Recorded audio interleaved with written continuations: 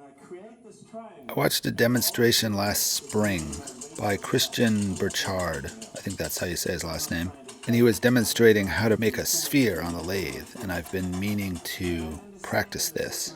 And I want to do it before I forget what I learned in that seminar.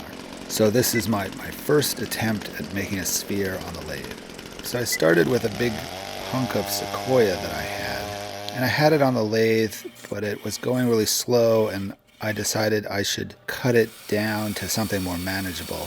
So I cut it to something closer to a square, and I cut the corners off on the bandsaw. And this actually helped quite a bit. With something this large, trying to remove that much material was just taking way too long. So I could make it into a cylinder. Then I could start forming the sphere.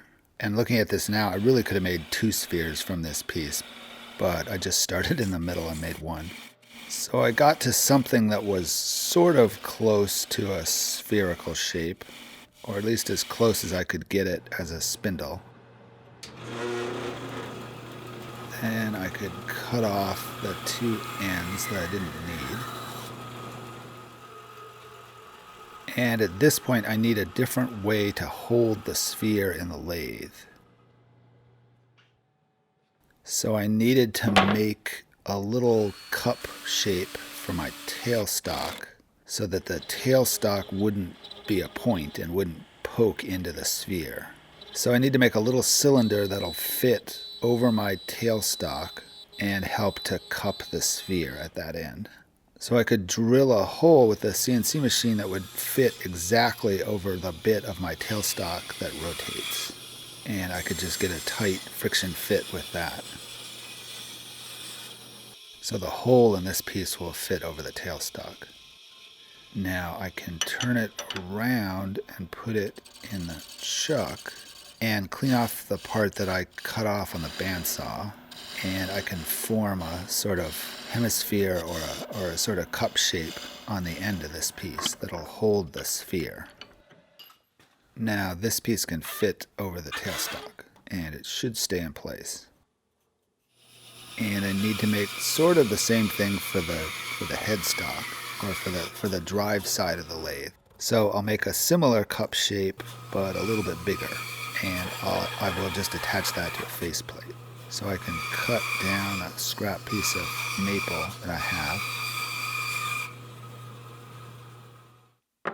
and attach that to a faceplate.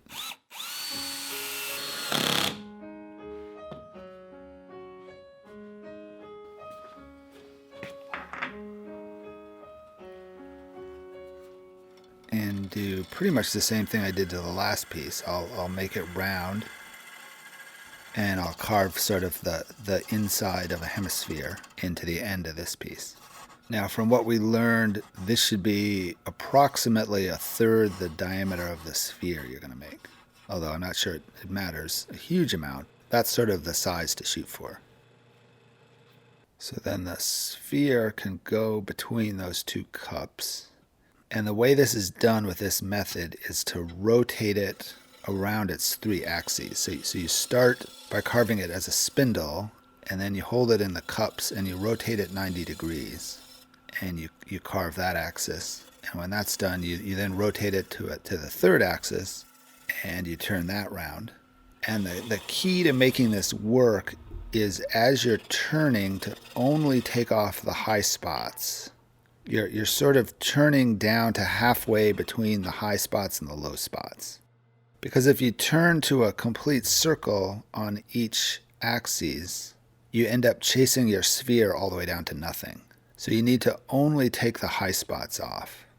And you keep rotating and rotating, and you get closer and closer to a sphere. And it starts out, it's a little wobbly at first, but as you go through the steps, it gets more and more spherical, and it gets easier and easier. And I was surprised at how well this works, and it actually wasn't that difficult. And you sort of magically get a sphere. It's funny, it just kind of, it works surprisingly well.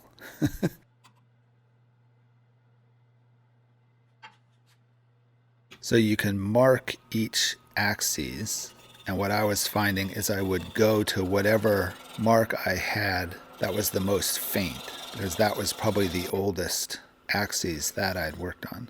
The other thing to do is each time you reset the sphere is to put it in loosely and then sort of rotate the sphere against the headstock and get it to seat or kind of center itself.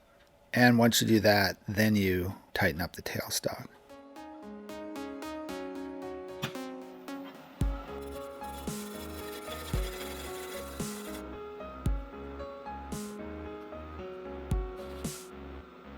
And I did the same thing with sanding, where I did one axis, just a little bit, and then rotated the sphere and did another axis, and so on and so forth. And that seemed to work pretty well. This sequoia is really soft, so it's really hard to get a good surface on it with lathe tools. So I had to start really aggressively with the sanding, but it went pretty fast.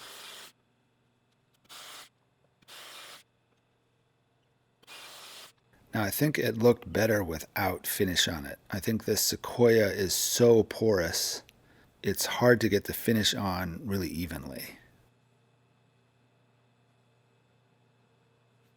I think for this to be done right, it really needs to be set in a bath of finish so that it's evenly distributed.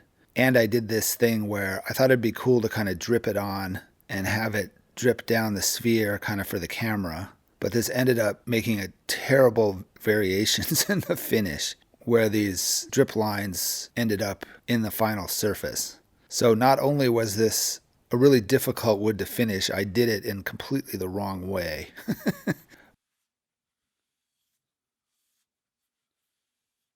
But in the end, this was really just a practice sphere. So I learned something.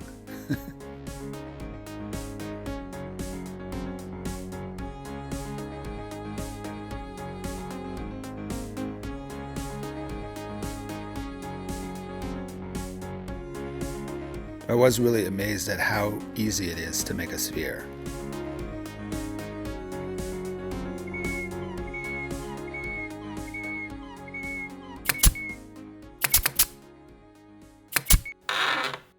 Thanks for watching.